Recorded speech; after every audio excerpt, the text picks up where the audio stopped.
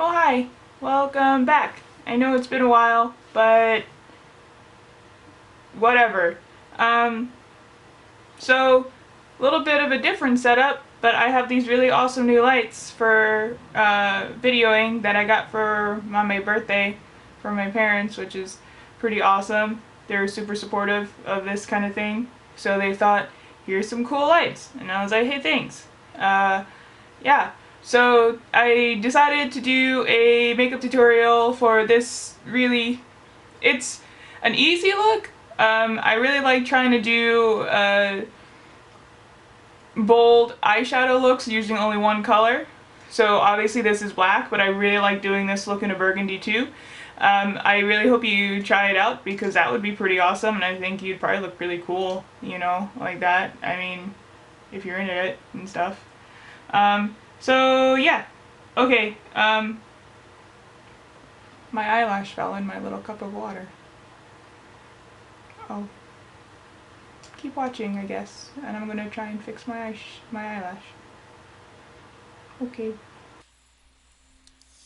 Okay, first, coffee, because that is the most important step of any makeup look, I assume. Also, you know, ignore my nails, because I know they look terrible. But what are you gonna do? I'm not gonna do anything. Are you? Probably not. So, with any makeup look that I do, I always make sure to moisturize my face first.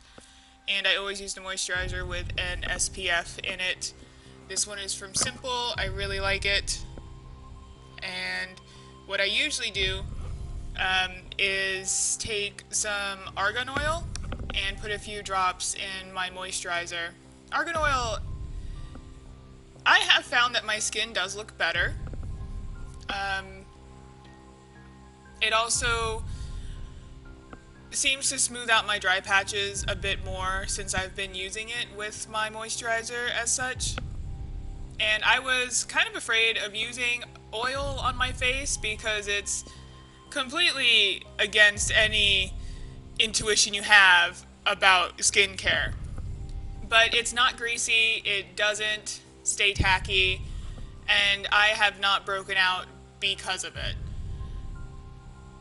I actually find that my skin seems to be a bit more calmed down than it usually is. I may look a little red in this video right now, but that's just because I had just exfoliated that morning. So my skin does get a little bit red after I exfoliate. Always chapstick. My lips are just dry anyway, but I try.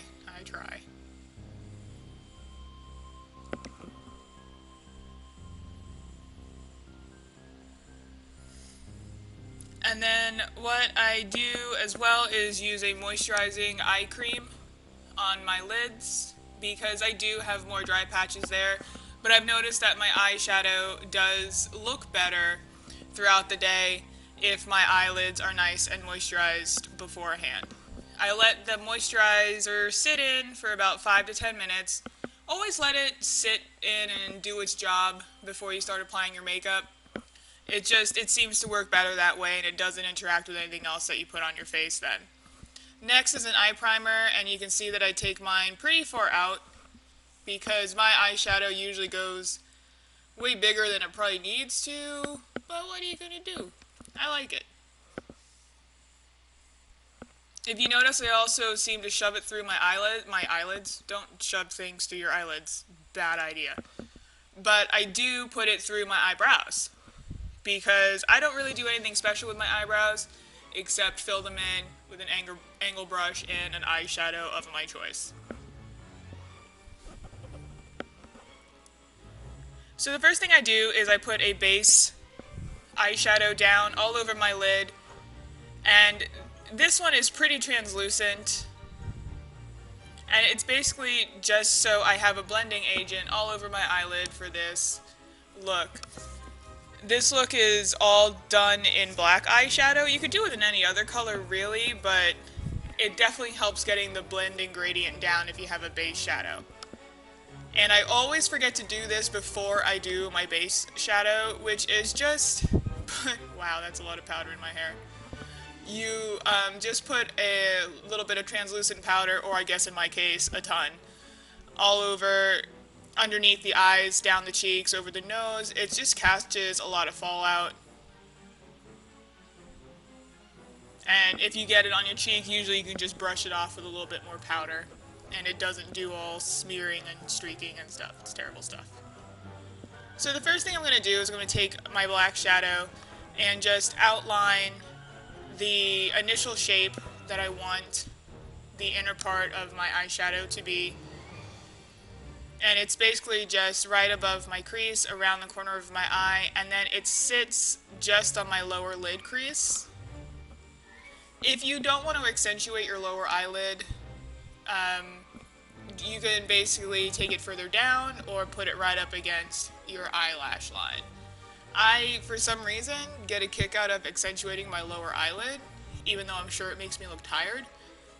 I don't know, it makes me laugh. So, and I think it looks okay. I don't know. I do things that don't always make sense.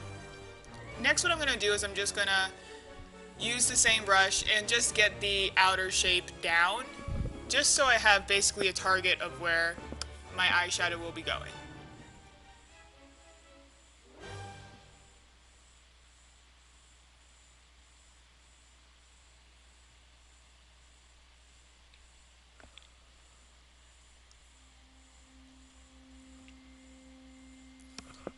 At this point, you're not really working on blending out the shape just yet. You do want to keep your edges soft, that way it's not so difficult to blend out later on.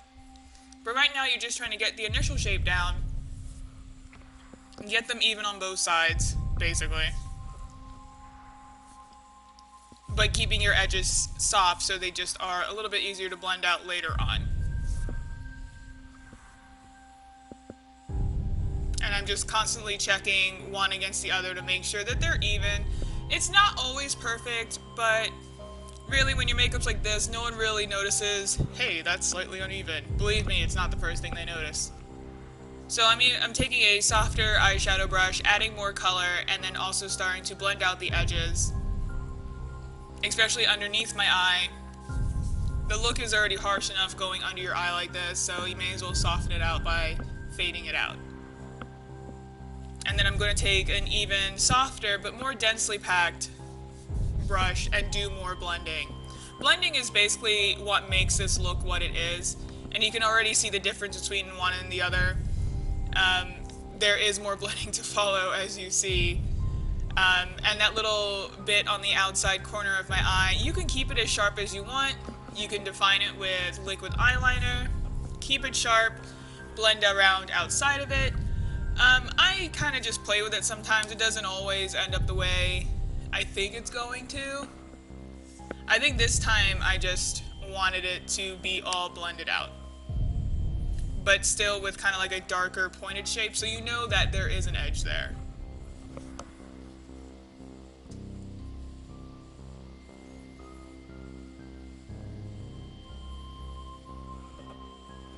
Like I said, this look, it's simple and it's complex. It's simple in the color because it's literally one eyeshadow color, because lazy.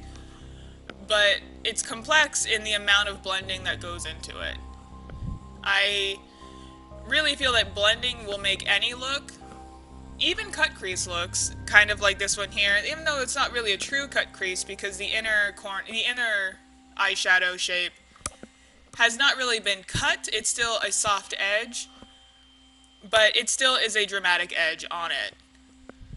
And as you can see, I did widen out the outer point, but I did keep it, though I did shade it out. And right there you can see the difference between one side and the other. I do go back with my base eyeshadow and just fill in what I might have lost during the eyeshadow process. I think they actually look okay either way. I just kind of like it faded out and a bit more dramatic. And coffee. That is a very important step. And there's both done. And right there I'm trying to consider if my eyebrows look even even before I fill them in. So that little cup of water was because I wet my brush before I take my eyeshadow. And I wouldn't recommend doing that with every palette, but the one I use is the Smashbox Double Exposure eyeshadow palette. So those eyeshadows are actually meant to be used wet or dry. And I really don't do anything special. I just fill in my brows with an angle brush. And then what I'll do is I will take a spoolie brush and fade out the front edges of my eyebrows. That way I don't have block brows going on. And I can see they're not even, but at that point I'm just like, whatever. Seriously, it's not what they notice. And the best part about not wearing foundation is that I can go over my face and with a cotton ball and just wipe away anything I don't want. It's a lazy girl's dream, believe me. Next is just felt tip liquid eyeliner. What was that? Weird. Next is just a liquid eyeliner with, I know it seems kind of silly, I guess, or unnecessary to do a black wing over a black eyeshadow, but I do like the effect and look that it has. It makes it look complete. And with this one, I don't know if there's really a technical term for it, but I just call it a dropped waterline eyeline shape, and it's just where I draw the bottom liner slightly beneath my lower lash line because I like the way that looks, I guess. There's no reason for that. Why did I say because? So I take any leftover eyeshadow on my angle brush on my eyebrows and just soften up that lower lash line. This is a liquid liner from NYX, and I do any kind of accent dots, whatever I want with that, and then that space between the liner and my lash line of skin, I will color in with the white. I've colored my eyelashes by accident, it just happens. So you just take a spoolie brush and wipe that off. And then I fill mine back in with mascara so it doesn't still stand out. And as you can see, I've also done my waterline in white. It just brightens the eyes and widens them up. This is a clear liquid, what am I talking about? This is a clear lip liner. I use it for most all of my lipsticks. But even though I do that, I still take my liquid lipstick and use it as its own liner with a small brush. Mainly because you can see that my Cupid's bow is already quite accented, but I do like to make it a bit more sharp at the top. I just like the look of that. This color is new for me, but it's already one of my favorites. This is Vampira from Kat Von D. And it looks like it's a berry color on the brush and when it goes on initially, but when it dries down, it's this really wonderful dirty blood color. That sounds terrible, but it's a dried blood color. So it has that deep red but that brown undertone to it. It's really lovely. Already my new favorite. However, the problem with it is that it can go on a little patchy, but I find that a lot in reds, so that's not really too surprising. But other than that, that doesn't really bother me, so I really enjoy this lipstick. When you put on a matte lipstick like this that dries down, you do want to do kind of that creepy smile where you have your lips stretched a bit. That way, when it dries and you smile, it won't crack on all your lip lines. That's never fun.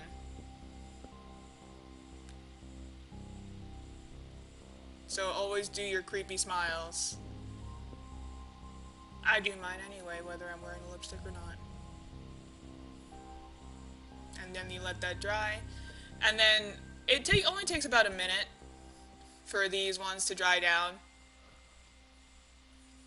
And then when I put on the second coat, you can see I kind of stipple on the color.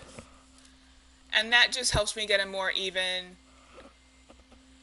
tone. It might be a little thick for some people, but I don't care so much about that. Okay, so that's my tutorial for this look. I hope you kind of like the new format. I'm trying to give that a whirl, and I think I might like it, but I don't know yet. So I'm going to do my best to try and make it as nice as possible. So yeah, if you liked this tutorial, I'd love to see it on you. You can always find me on Instagram at Grotesca Media. As well, you can find me on Facebook at Grotesca Media and Etsy, where I sell some weird stuff on Grotesca Media as well. I have all the links down below. Thanks for hanging out, and if you like this video, then give me a thumbs up. That would be cool. You could subscribe and, you know, follow me along for this kind of stuff. Yeah, I think it's kind of fun. Did I cover everything? Probably not. But I'm still gonna say I did. Okay, bye.